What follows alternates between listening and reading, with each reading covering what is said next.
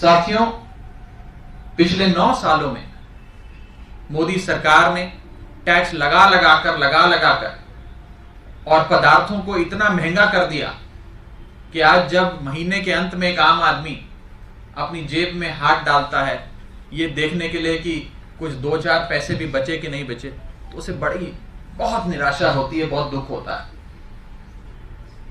लेकिन इस महंगाई के आलम में यदि कोई एक राज्य है जो इस महंगाई के आक्रमण से बचा हुआ है, उस राज्य का नाम है दिल्ली।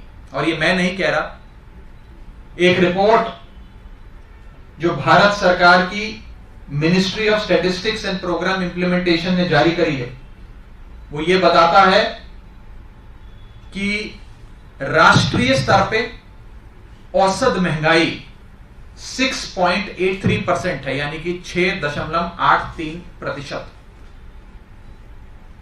यानी कि जहां देश भर में 6.8% औसत महंगाई है, वहां दिल्ली में मात्र 3% महंगाई, 3% महंगाई, यानी कि राष्ट्रीय औसत के आधे से भी कम महंगाई दिल्ली में है।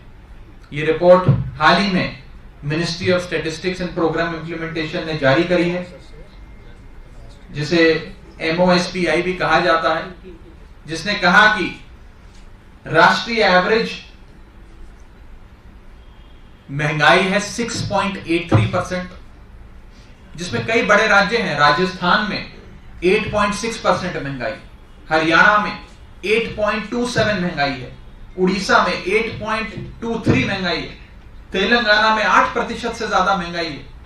इस सारी महंगाई के आलम में दिल्ली में मात्र 3% है, यानी कि दिल्ली में महंगाई की दर राष्ट्रीय औसत के आधे से भी कम। ऐसा कैसा हुआ कि जब पूरे देश पर मोदी सरकार ने महंगाई का आक्रमण किया तो एक राज्य बच गया, एक छोटा सा राज्य, हिंदुस्तान का दिल, दिल्ली बच गया। ये कैसे हुआ? ये इसलिए हुआ कि भाजपा की सरकार के महंगाई के बाणों को ढाल बलकर अरविंद केजरीवाल जी ने रोका और दिल्ली वालों पर भाजपा सरकार के ये महंगाई के बाण लगने नहीं दिए, उन्हें छूने नहीं दिया एक भी बाण, बल्कि ढाल बनकर अरविंद केजरीवाल जी ने एक एक बाण को रोकने का काम किया। साथियों,